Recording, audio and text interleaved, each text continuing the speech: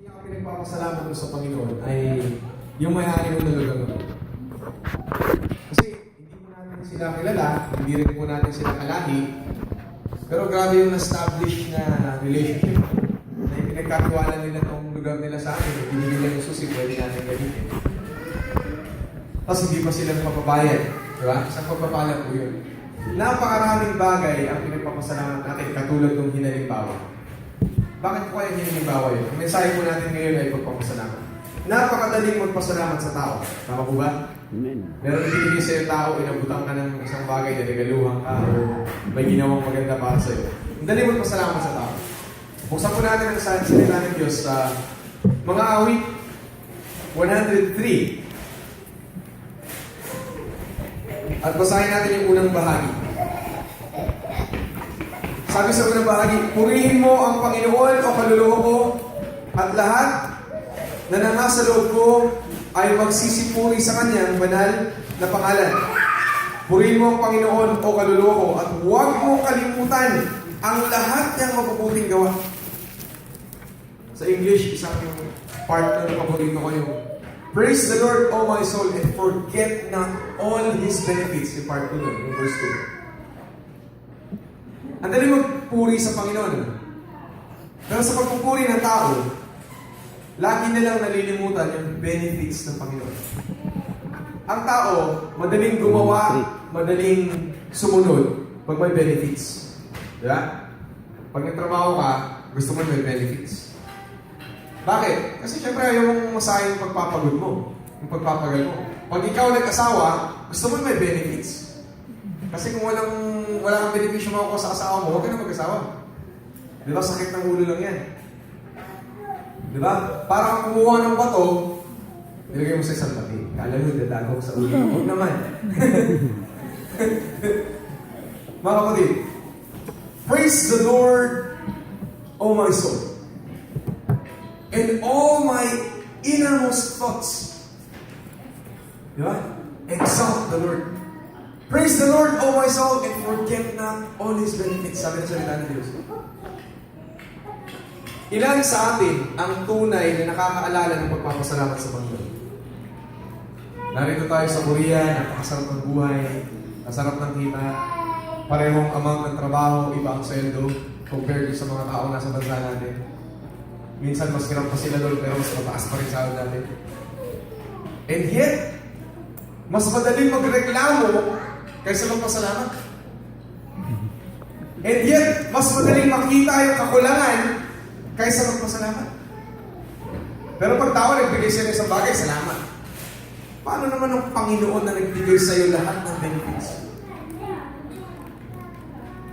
Sa oras na ikaw ay isinilang sa mundong ito, punong-puno ka na kapatid ng benepisyo sa Panginoon. Ang kaalaman ng magulang mo na nagpalaki sa'yo, galing sa Panginoon. Ang hangin na hininga mo, kaluluwa, galing sa Panginoon. Ang kalakasang ginamit mo sa pagganap ng kung ano-ano, galing sa Panginoon. Pero napaka-limitado ng ating pagkilala sa ating Panginoon. Napakaliit ng ating pananaw sa Panginoon. Kilala natin ang Panginoon, kailan? May problema. Diba? Kung may problema, kung may sakit, may karamdaman, may aksidente, may pangangailangan, diba? Pero sa oras ng kasaganaan, nasa ang Panginoon? Nasaan ang ating Panginoong sinasabi natin, pupurihin kita sa lahat ng oras?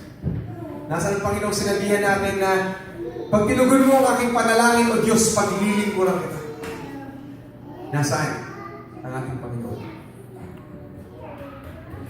Isa po sa bagay na dapat nating alalahanin ay ipagpasalamat sa bawat araw sa ating buhay, bawat minuto, bawat lumilipas na panahon, ay ang kaligtasan.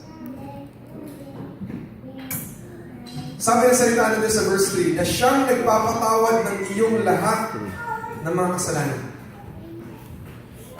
Na siyang nagpapagaling ng iyong lahat ng mga sakit.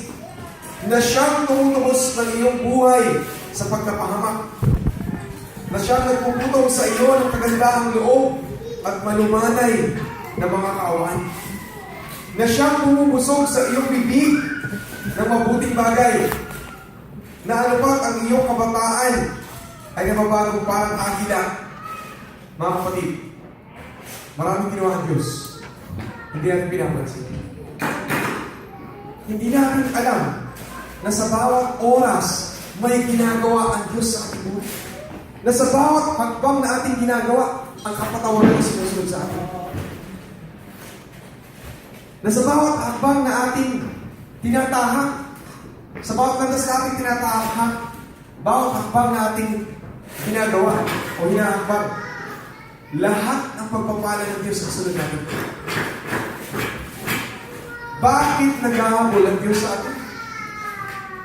Hindi ba dapat tayo naghahabol sa Diyos? Sino ba tayo? Sabi mo sa atin mo, kapatid, sino ka ba? Kapatid, sino ka ba? Sabi mo, Sino ka ha? Sino ka?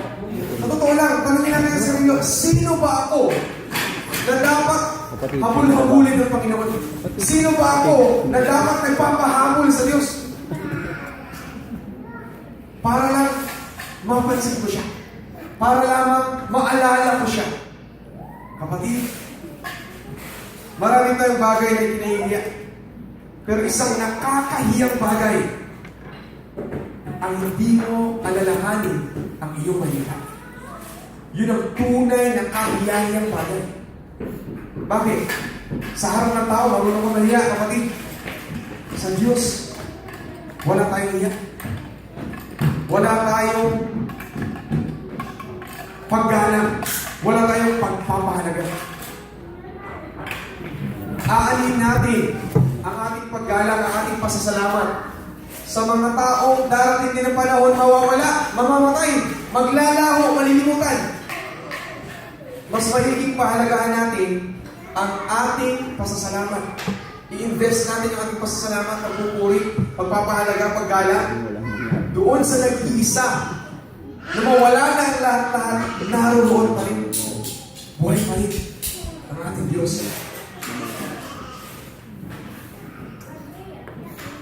Napakaraming bagay yung meron tayo. Titignan natin sarili natin. Sasabihin pa natin, kulang pa. Isa pa. O sabihin natin, bakit ito lang? Buti pa yung aking kapwa. Merong ganito, merong ganito. Buti pa sila. Kapatid, di mo ba naisip na sa mata ng mga anghel, buti ka pa. Kinamatay ka ng Panginoon. Hindi namatay ang Panginoon para sa mga anghel nang sila'y naghimagsik sa langit. Pinalayas sila, itinapon sila sa kung saan. Ikaw, para umabot ka ng langit, ibinigay ng Ama ang kanyang bugtong na anak para mamatay para sa iyo. Buti ka pa at nariyan ka nagre-reklamo sa bagay na meron ka na, hindi ka pa rin makasalamat. Meron ka ng gamit, hindi ka pa kontento. Meron ka ng trabaho, nagre-reklamo ka pa.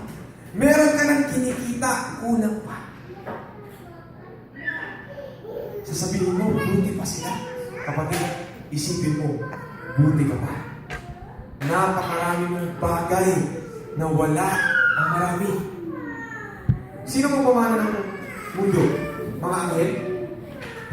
Mga nilalang ng langit? Hindi! Sinabi na salita ng Diyos sa tagapagmana ng mundo ay ang tao. Tayo. Mga kapatid, napakaraming pagpapala ang dumating sa atin. Huwag sana natin kalimutan ang benepisyo na nagmumula sa Panginoon. Huwag tayong magmaang-maangan ng bulag-bulagan sa mga bagay na ipinagkaloob ng Diyos sa atin. Sapagkat darating, mga kapatid, ang paghuhukom. Darating, mga kapatid, ang paghahatol sa atin. Ano kaya ang mukhang iharap natin sa ating Panginoon pagdating ng panahon niya? Isang kapamaraanan ng bawat nilalang ng Diyos na magpasalamat sa Kanya ay ang tanggapin ang kanyang bugtong na anak bilang Panginoon at tagapagligtas. Iyon ang simula ng tunay na pagpapasalamat sa Panginoon.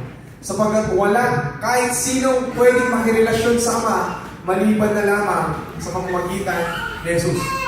Sabi ni Jesus, ako ang daan, ang katotohanan at buhay. Walang paparoon sa Ama maliban na lamang sa pamamagitan ko. Sabi ni Jesus. At ito ang katotohanan. Sa mga sulat ni Juan, sa unang Juan, sinabi niya na ito ang patotoo. Kung sino man ang mayroon ang anak, mayroong buhay. Sapagkat kung sino man wala sa kanya ang anak ng Diyos, ay wala rin siyang buhay. Mga kapatid, huwag nating kalimutan na ang pinakatakilang regalo, biyaya ng Diyos sa atin, ay ang kamatayan ng kanyang anak. Ang katawang pinayubay at ang dugong tumigis para tayo magkaroon ng panibagong buhay. Inisip ba natin yun? Naging napaka-religyoso ng maraming tao pero hindi pa rin nila nauunawaan ang tunay na katotohanan ng salita ng Diyos. Na inalay ng Panginoon ang kanyang bugtong na anak para sa ating kaligtasan. Anong kapamaranan? Upang kung sino man ang maniwala sa Kanya, manampalataya sa Kanya, magkakaroon ng buhay na wala na. Talagin natin sa ating kaluluwa. O aking kaluluwa, pinuri mo na ba ang Panginoon? O aking kaluluwa, pinasalamatan mo na ba ang Panginoon sa lahat ng bagay na inalay ng Diyos?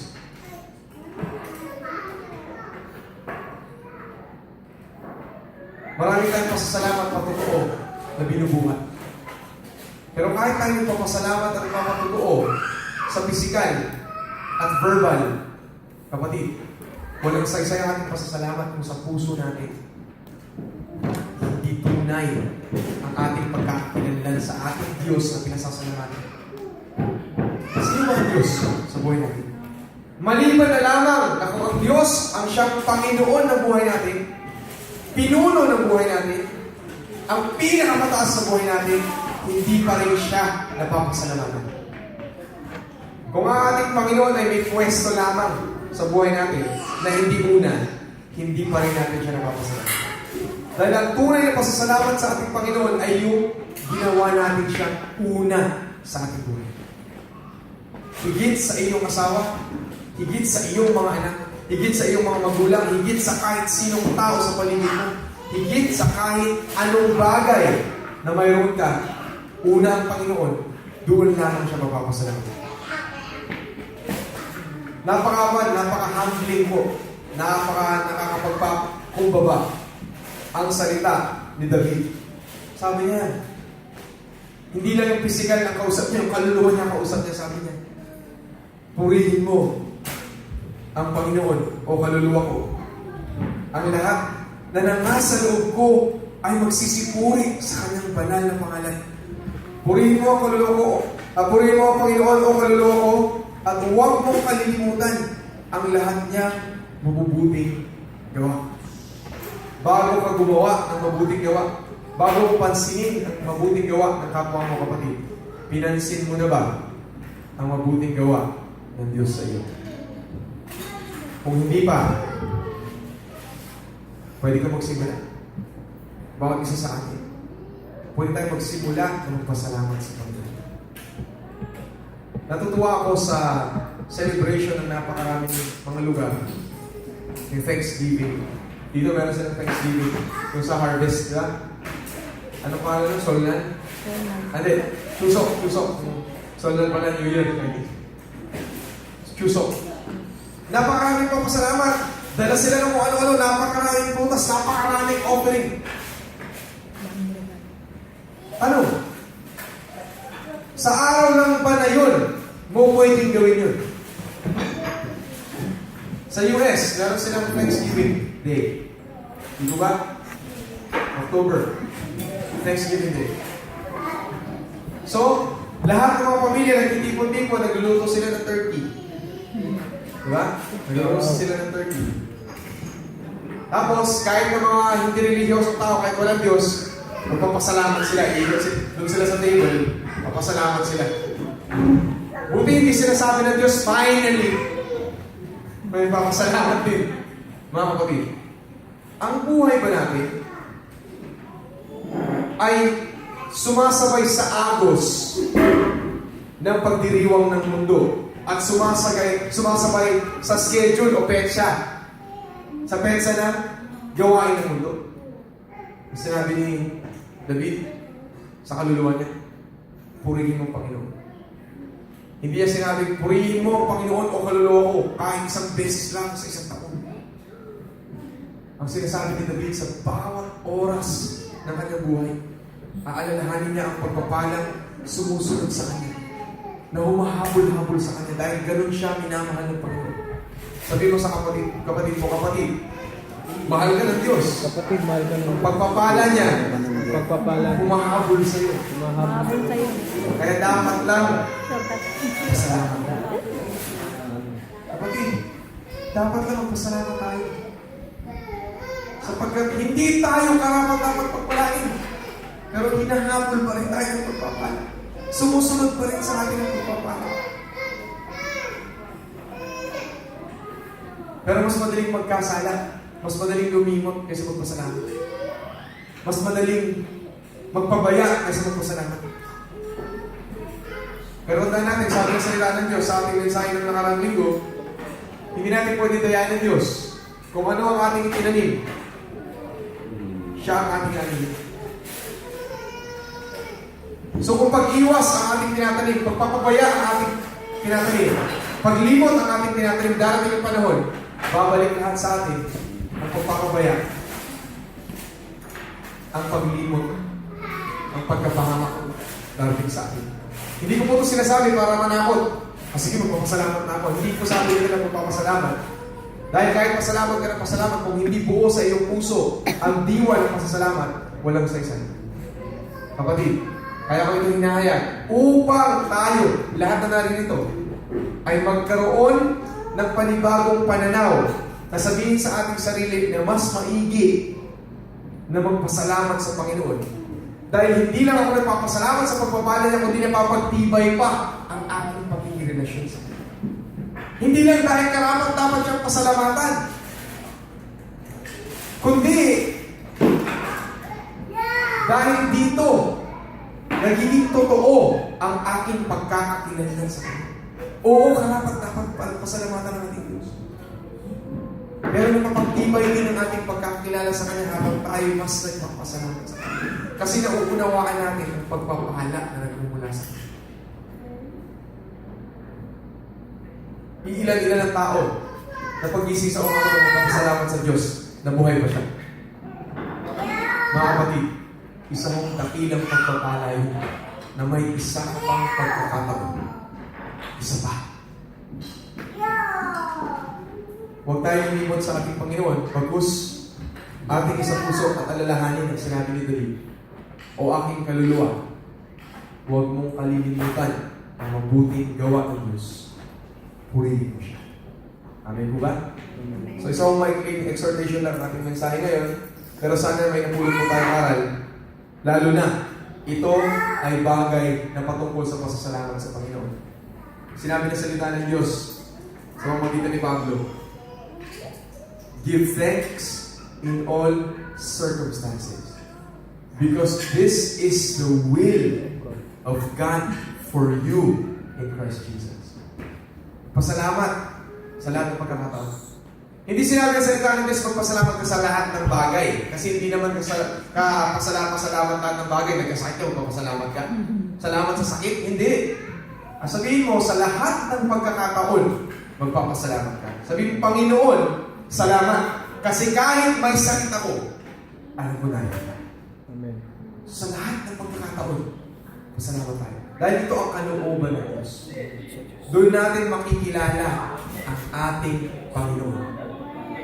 Amen? Tayo po lahat ay tumayo, tayo naman natin. Dakilang Diyos, karapat-dapat nga po kayo pasalamatan, papurihan. Dalangin namin o Diyos, ng aming buhay ay maging buhay ng pasasalamat sa inyo. Marami kaming bagay na ipinagkait sa inyo, Diyos, ngunit kayo wala kayong ipinagkait sa amin. Naway huwag namin ipagkait ang pasasalamat sa inyo, Diyos. At huwag kaming patuloy na magbulag-bulagan sa lahat ng bagay na inyong ginagawa. Ang hininga na aming tinatanggap sa araw-araw, sa bawat oras ng aming buhay. Sa lahat ng aming nakakain sa aming hapag, Panginoon. Sa lahat ng kalusugan at kapamaraanan upang maging malusog na inyong ibinibigay. Sa lahat ng pag-iingat mula sa sakit, karamdaman, mga aksidente. Sa napakaraming bagay na ginawa niyo sa amin, Diyos.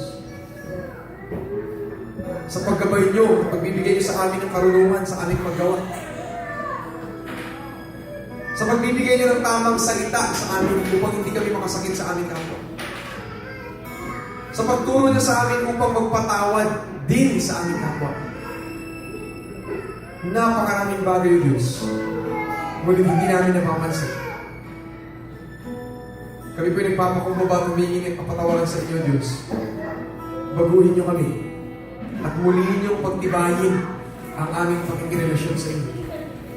Naway simulan namin sa oras na ito sa pamamagitan ng pag-alay ng aming buhay bilang pasasalamat sa inyo.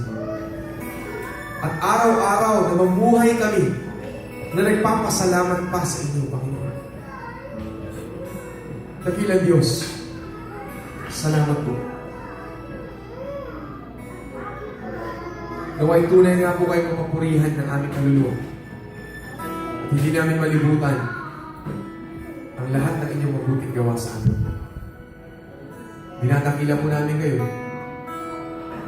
Niluluwalhati sa pangalan ni Jesus. Atin pong purihin natin, Diyos. Salamat po.